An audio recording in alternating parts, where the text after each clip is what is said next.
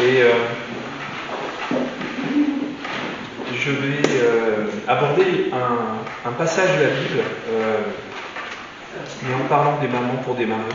Ça risque peut-être de vous surprendre et vous allez vous demander qu'est-ce qui s'est passé dans ma vie pour que je fasse un détour comme ça. Je serai tout à fait disponible pour échanger avec vous. Mais je voulais, en préambule, au passage que nous lirons tout à l'heure, parler de l'attachement. L'attachement dans les premiers temps de la vie, notamment celle du bébé. L'attachement, c'est un lien affectif profond qui va s'établir dans les premiers mois, premiers jours, premiers instants du bébé et de la personne qui prendra soin de lui. Souvent, ce premier lien d'attachement, il s'établit avec la maman. En fait, il se crée le lien d'attachement dans cette réponse aux besoins du bébé qui est vulnérable et qui a besoin d'affection, de tendresse, de constance et de sécurité. Puis ce lien, il va se consolider dans ce partage de la vie, du quotidien du bébé, de sa maman et puis de son environnement.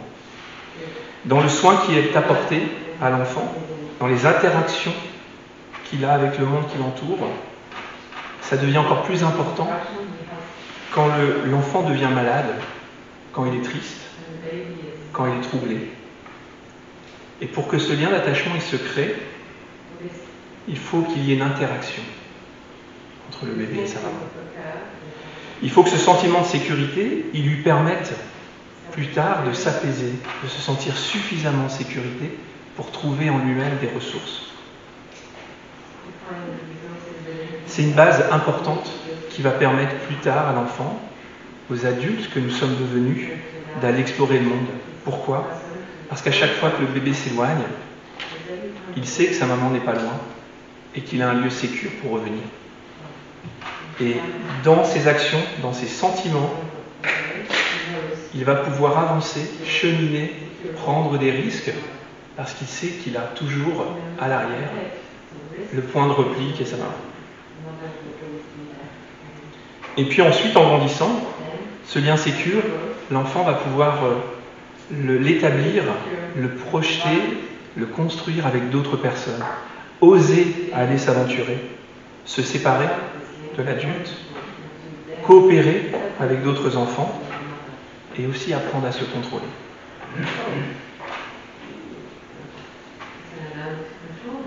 Dans la Bible, dans les psaumes 139, verset 10, il est dit « Je te connaissais déjà lorsque tu n'étais qu'une masse informe.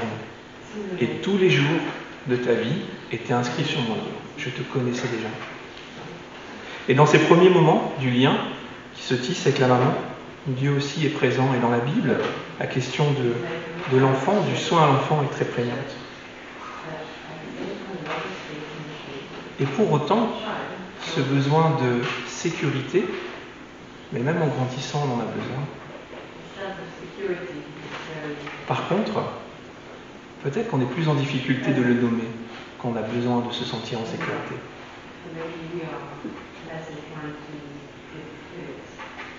Nous allons étudier un passage avec, c'est pas des bébés, c'est des adultes.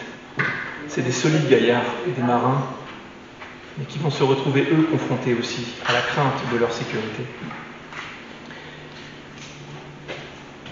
Dans les psaumes, premier verset que nous lirons, psaume 50, verset 15, il est dit, l'Éternel dit, « Fais appel à moi quand tu es dans la détresse, je te délivrerai et tu m'honoreras. » Fais appel à moi quand tu es dans la détresse, je te délivrerai et tu m'honoreras.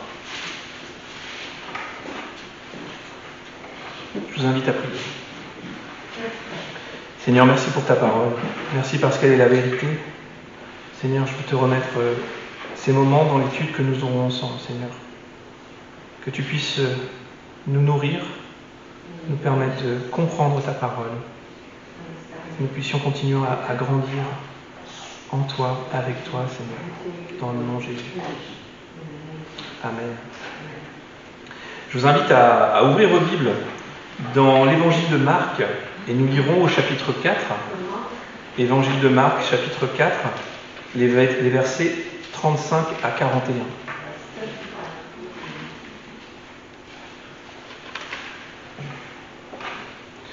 Marc chapitre 4, versets 35 à 41. Ce jour-là, vous m'entendez bien, ça va? Oui, ok. Ce jour-là, le soir venu, Jésus leur dit, « Passons sur l'autre rive. » Après avoir renvoyé la foule, ils l'emmenèrent dans la barque où il se trouvait. Il y avait aussi d'autres barques avec lui. Un vent violent s'éleva et les vagues se jetaient sur la barque au point qu'elle se remplissait déjà.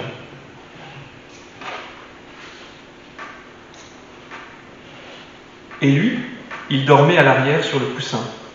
Ils le réveillèrent et lui dirent « Maître, cela ne te fait rien que nous soyons en train de mourir ?» Il se réveilla, menaça le vent, et il dit à la mer « Silence, tais-toi !» Le vent tomba, et il y eut un grand calme.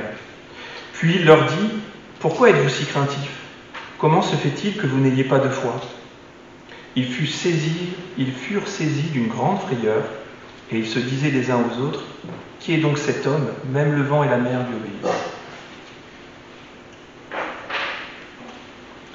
Dans ce passage, je vous propose déjà de commencer par étudier le contexte et puis ensuite de réfléchir aux applications dans notre vie. Ce passage, en fait, il se trouve dans 3 évangiles. Il se trouve dans l'évangile de Matthieu, chapitre 8, les versets 23 à 27.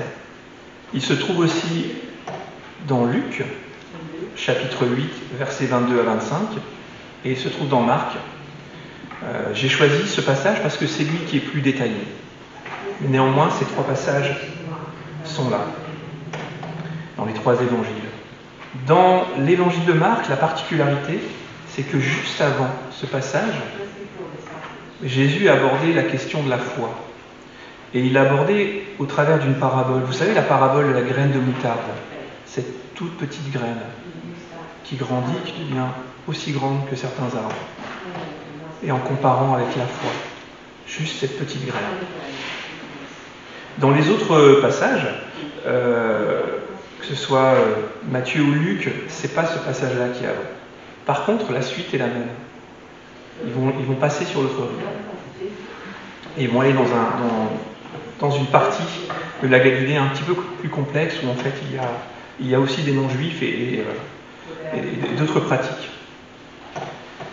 Quand j'étais étudiant à l'Institut biblique de La Morlaix, l'Institut de théologie, j'ai eu ce grand privilège d'aller en Israël. Et c'était un voyage très court, 5 jours. On a beaucoup bougé, mais de découvrir Jérusalem, Bethléem, d'aller sur le lac de Galilée, c'est quelque chose vraiment à vivre dans sa vie, parce que ça devient réel.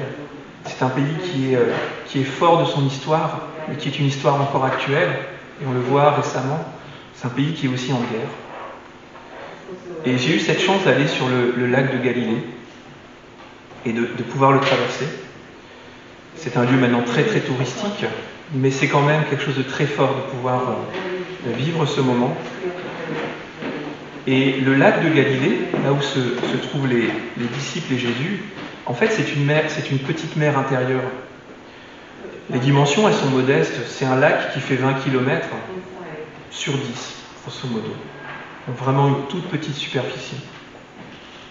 Par contre, ce qui est surprenant, c'est que la dimension du lac, la profondeur atteint 45 mètres. Et l'autre particularité, vous savez, c'est qu'une partie de Jérusalem se trouve sous le niveau de la mer. Et là, en l'occurrence, cette mer se trouve à 225 mètres en dessous. C'est pas sans conséquence, puisque étant entouré de montagnes, il y a des vents forts qui peuvent s'engouffrer, et quand ils s'engouffrent, ils déclenchent des véritables tempêtes. Sur ce tout petit lac, de rien du tout, ce sont des véritables tempêtes, aussi soudaines que violentes. Les vagues peuvent atteindre 6 mètres de haut. Pour ceux qui connaissent un petit peu les vents dans le sud de la France, on parle de la tramontane, on parle du vent d'OTAN, on parle de vents qui rendent fou, parce qu'eux aussi, en fait, ils glissent dans des couloirs, et ils sont extrêmement violents et extrêmement imprévisibles. Et là, en l'occurrence, c'est une vraie tempête qui se déclenche. Elle se déclenche avec des hommes qui auraient besoin de se reposer. Ce sont des hommes qui ont beaucoup voyagé, ont voyagé à pied à cette époque. Ils vont vivre des choses complexes. Ils seront à peine passés de l'autre côté de la rive que déjà ils seront mis en difficulté. Et Jésus interviendra. Ils auraient juste besoin de profiter de ce temps de traversée sur ce lac pour se reposer et pouvoir se ressourcer. Et non, une tempête se déclenche. À aucun moment ils ont fait preuve d'imprudence. Ils sont vraiment surpris et leur crainte est légitime. Leur vie est en danger. À ce moment-là, leur vie est réellement en danger.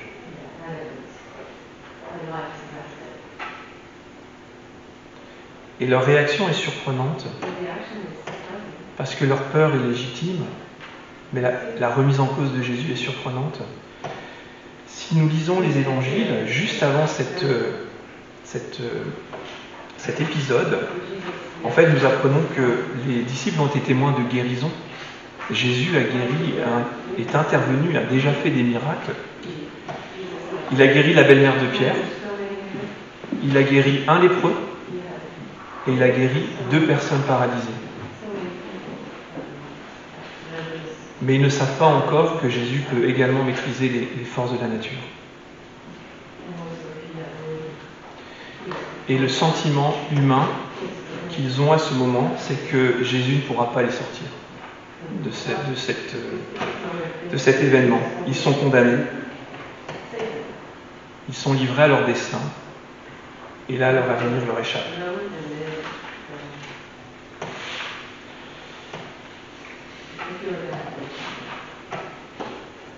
Cette réaction humaine, je crois que nous aussi nous pouvons la voir à certains moments de nos vies.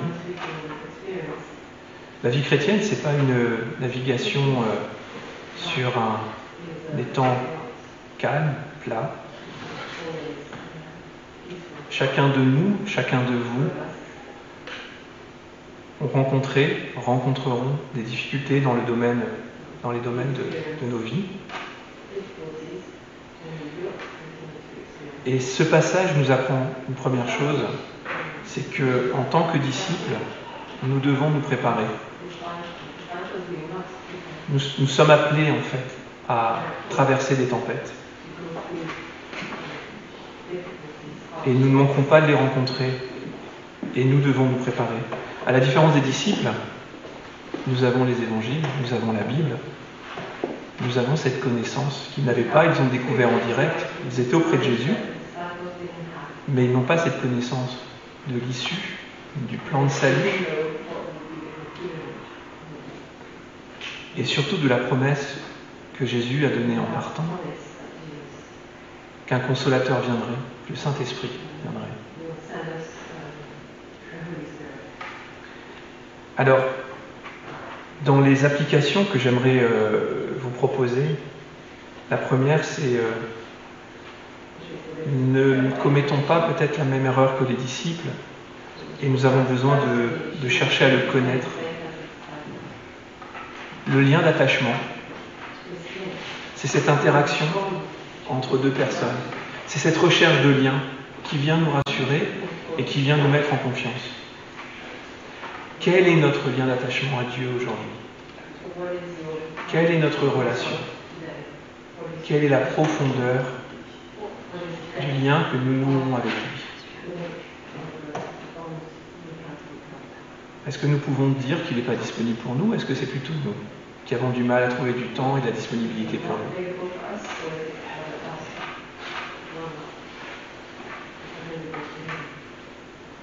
Deuxième enseignement,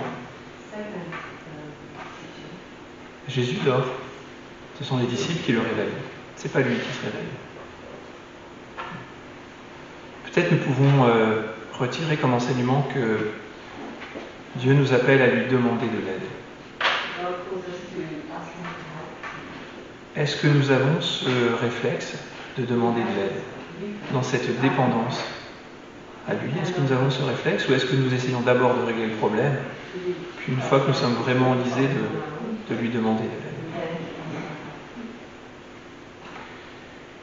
Dans les psaumes, David prophétise, dans le psaume 89, les versets 9 à 10, il dit « Éternel, Dieu de l'univers, qui est puissant comme toi ? Éternel, ta fidélité t'environne. C'est toi qui maîtrises l'orgueil de la mer. Quand ces vagues se soulèvent, c'est toi qui les calmes. » Régulièrement, Jésus a pleinement réalisé les promesses de la Bible. Simplement, les disciples ne les attendaient pas comme ça. Et régulièrement, les contemporains de Jésus sont passés à côté de toutes ces promesses qui étaient réalisées. Alors, ce que je souhaiterais partager avec vous ce matin, c'est 3 choses qui me semblent essentielles.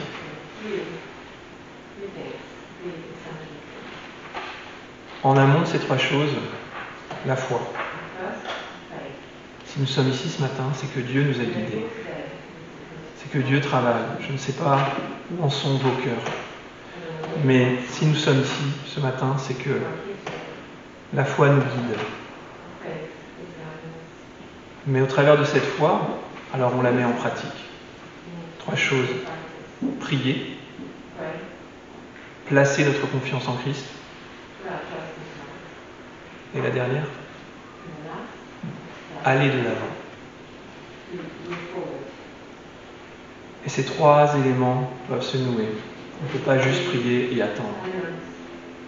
On ne peut pas prier si on n'a pas confiance. Et on ne peut pas aller de l'avant si on n'a pas pris le temps de prier en amont.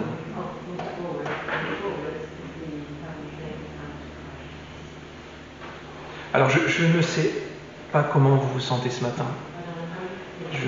Je sens de la fatigue. La période n'est pas simple. Mais ce passage doit nous encourager. Si Jésus est capable de réduire au silence une tempête telle que celle qui s'est passée sur le lac de Galilée, alors il peut calmer les tempêtes de vos vies. Il peut agir puissamment. Encore faut-il lui demander, encore faut-il lui faire confiance et surtout le laisser agir. Comment se termine ce passage ? Au chapitre suivant de Marc, Marc 5, verset 1, ils arrivèrent sur l'autre rive du lac.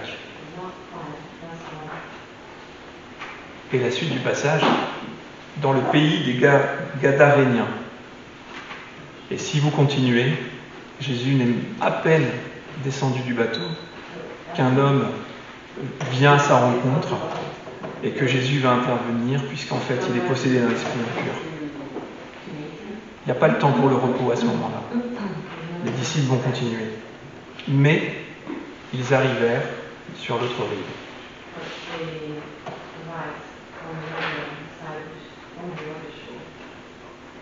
J'aimerais, avant de prier, conclure par un verset qui se trouve dans Ésaïe, au verset 25, au chapitre 25, et au verset 9.